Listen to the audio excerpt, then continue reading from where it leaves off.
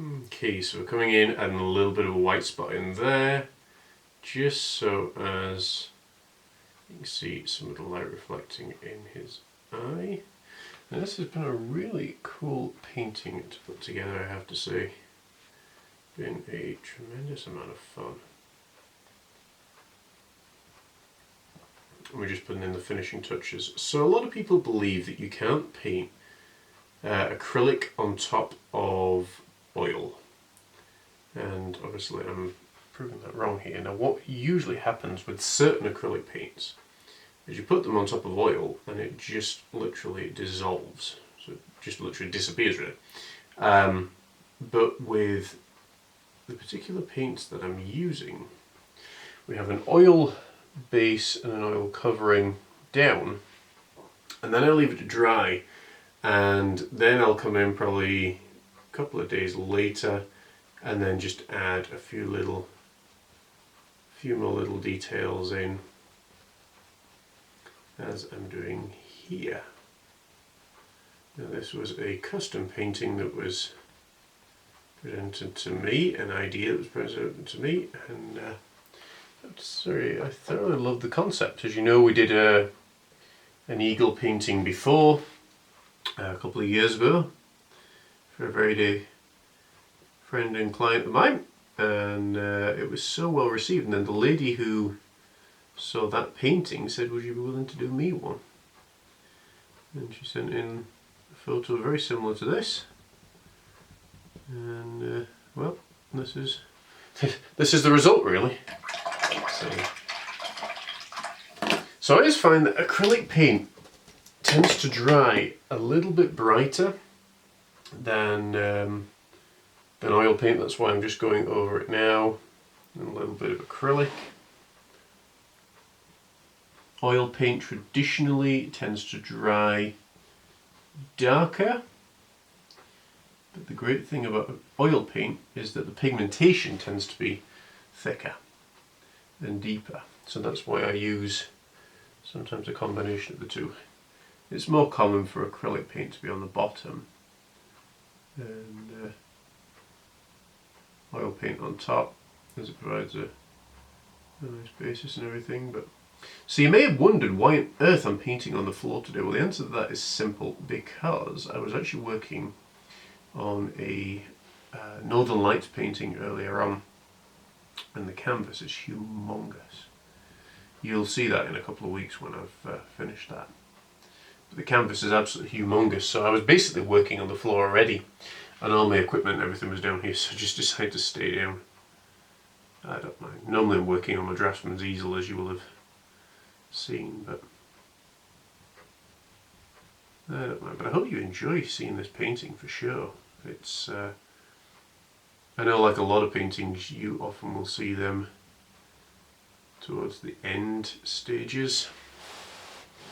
Well, a lot of the big work's been done, and the reason for that is quite simple, because the amount of concentration that it takes in doing some of these custom paintings is phenomenal. Right, now we can tidy up these edges,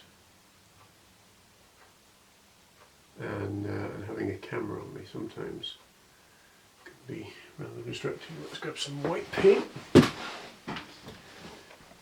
A little bit of white paint. And if you're wondering as well why I have pegs on my jumper, well, the answer to that one is simple.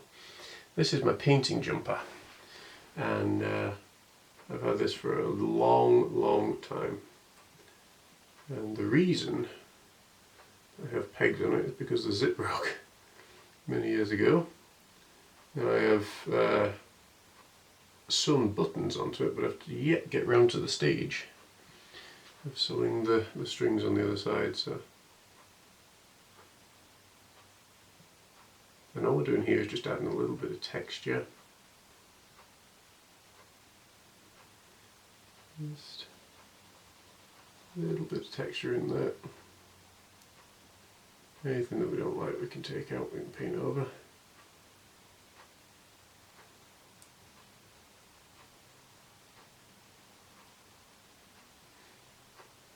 To the beauty and joy of it all. Okay, and of course we need to paint around the sides. I've been working around the sides as I've been going along, but this top edge hasn't had anything in.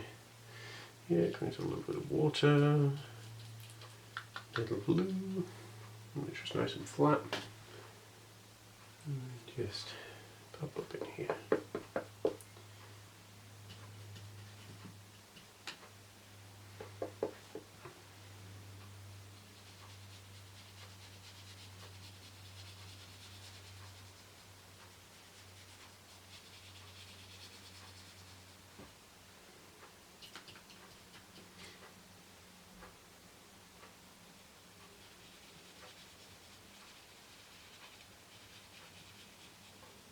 Yes, a little something like that.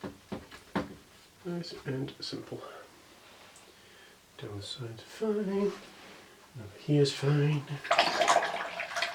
And shoot, I think we have got a little finished painting there. More or less. Just going to come in with a little area. I just want to touch it up a wee bit more. I started it and I'll let it dry. Just on the beak. Now what I'm going to do is just go with a little bit of black. Just tidy that edge up. Yeah, something like that. There we go. Okay, now. Let's come in with a little crimson paint. I always sign my work in crimson. So if anyone ever sends you messages claiming to be me that doesn't sign their work in crimson, you know it's not a genuine John Morris. Okay, a little bit of crimson paint, add a little water. Normally 3 parts water to 1 part paint. There we go, mix it all up nicely. And let's go in here. The other one. Sign this little one off.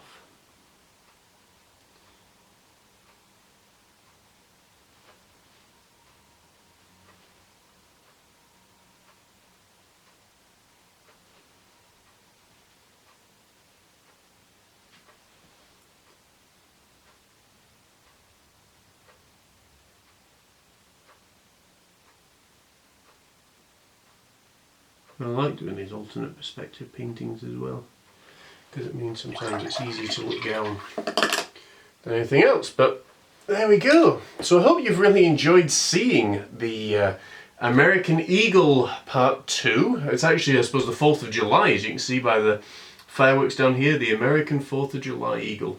I don't know what we'll call this one. I'm open to suggestions if folks have ideas and things. But do get in touch if you are interested in ordering your own. You can at thejohnmorris.co.uk or johnmorris@artfromtheheart.com, or just drop me a direct message and I will be here to help. As always, thanks very much for watching, folks. Take care. God bless. We'll see you very, very soon. Take care.